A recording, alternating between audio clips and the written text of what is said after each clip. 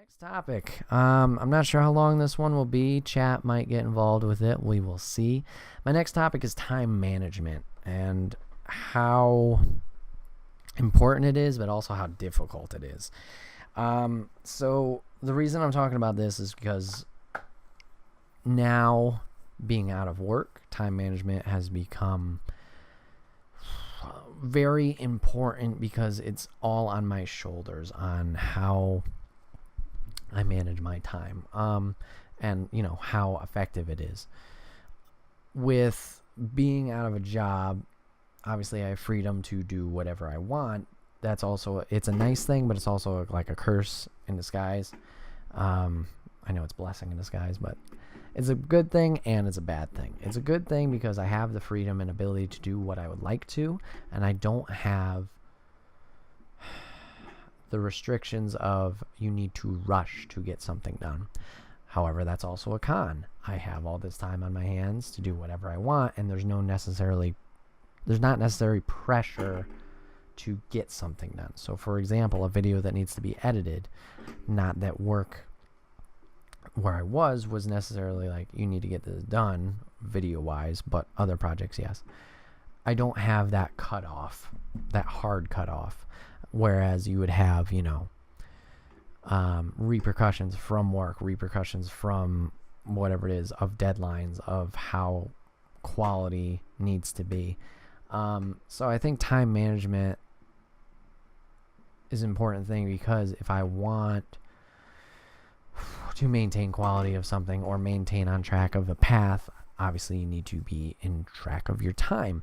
So this topic's kind of like just more like, if chat wants to get involved, how you can time manage better. But also I'm going to talk about like what I've tried to do to time manage and what has worked, what hasn't worked, and what needs to be done, I think, in order to be better at it. I don't know. So over the past couple of years, I noticed when I was in school, when I was in like middle school and high school, they gave us an agenda. So you write in it like, I have this homework assignment, I have this. And that definitely helped me to make a list of like what kind of things I would need to achieve. I have this many assignments. Okay. So nothing got left out or forgotten. And I noticed writing things down always helped me out. So a couple years later, obviously within the past couple of years, at my job, I need to do the things at work, and I wanted to do the stream things because I want to treat this as a job. And if I'm going to be treating it like a job, then I need to be on top of it, because there is nobody necessarily above me like, hey, you need to get this done. Hey, you need to get this done. So I got a whiteboard. Now I would write down hour by hour what I wanted to get done. Was that a little extensive hour by hour? Absolutely, for sure. But it did work for a time. Go to work from here to here, lunch. Go work here to here, come back, dinner, maybe do this one thing, stream from here to here, do this one thing after. It worked because, stream-wise at least, I had all this extra time already accounted for at work. It's not like I had the option to work on other things or play a game or go out and do things. When it comes to now, I tried the hour by hour. It didn't work out at all. I would sleep in. I would go do this. I would play a game. It's good to write things down, and I've kind of shifted the calendar now, or at least the whiteboard, to say, okay, 2 to 3 things. Let's see if we can get those done today. Work those out. But it's also still that it's a lot of self-control and a lot of self-discipline to be like, hey, you need to work on this thing, get it done. So I think the next step, especially for me, that will help, I think I need to put deadlines on things. All right, here's this project. It needs to be done by this day. And I need to take that deadline seriously. I think if you don't take that deadline seriously, then it's just you wasting time and writing it down. You're not sticking to it. You're just saying words and they don't mean anything. So if you add that little pressure on itself, not to get yourself all tense and anxiety driven and things like of that nature, but I think that hardcore deadline at least gives you that motivation of like, this needs to get done, kind of gives you that drive to finish it, and not constantly tweak it if it is done, and oh no, it's not perfect. And I understand quality assurance is a good thing, but like if you're constantly tweaking something and never get it out, it doesn't mean anything. So with those hardcore deadlines, I believe that could help my path on time managing things, because I've noticed there's times where I do great and I'm in a good mood and I'm very driven to do things and I get a lot done, but there's other times where I'm just sitting here like I don't want to do anything or things like that. Yeah, vocalist, exactly. Working under pressure, for sure. Let's see. A lady says my time management goes way downhill when I don't have something, work, school, and I have to go to every day. Exactly. Yeah, I feel like I do well in a routine, and when I don't have a routine, it's not chaotic, but it's good to relax. Don't get me wrong. It's good to relax, but by the end of the day, I don't feel super great if I didn't do a lot or achieve a lot. One thing that's weird by me, like I said, is a routine, a schedule. I like schedules.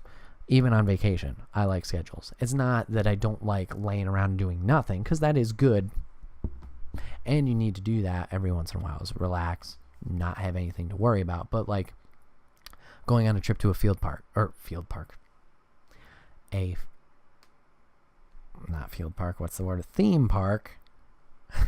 theme park, I like having a plan. Not necessarily like, okay, 12:05, we need to be on this ride, and then go over here and do this thing and the other thing. But like having some sort of structure. I'd like to hit this ride, this ride, this ride, this ride. Cool. Let's go on this path. We'll hit this one. Then we'll keep going, hit this one. And like, you obviously adjust and things of that nature, but I like having that somewhat loose structure of what we're going to do. Disney is a perfect example. My family does it all the time. We want to hit these things tomorrow. Okay, cool. No. And if something's busy, obviously come back to it, but we have that loose plan and structure that we can kind of go off of, and it makes me feel a little bit more comfortable. So I feel like taking that aspect and putting it into my own time when I don't have that routine, I think that's important. Routines are very important. This week, for example, my sleeping routine has been ass-hat backwards. I had a pretty good routine going with work where I would only sleep maybe 4 hours, but it was a routine that was constant where it worked. I would get up, go to work, hour lunch, go to teach classes, come home, eat dinner, stream for 3 hours, then I'd work for 2, then I'd sleep, or whatever it may have been. But it worked because it was routine. So I need to make a routine now when I don't have anything. And that's, once again, it's a hard thing because self-discipline and being on top of myself, I need to get into that process. And it's the fact that there's no consequences or under pressure, as vocalist said, it makes it real difficult to do. So it's tough, but I know I got to do it, and I got to find a way to do it. Hour by hour doesn't really work for me. I'm too good at procrastinating, says lady. There you go. Loop of insanity. Yeah, there you go, vocalist. So I don't know. It's figuring out the middle ground of like planning every minute of your life, not planning every minute of your life. You're like finding it works where I can be productive, but also be happy and not going insane and being like, nothing's getting done, or I am not doing anything fun. Because then, for example, with the streaming and editing, like if I drive myself crazy with it, it's not going to be fun anymore, and I'm not going to want to do it. So it's that delicate teeter-totter balance thing that's always lovely. So yeah, I need to be better at that, and hopefully I can be better at that by finding that middle ground that we need.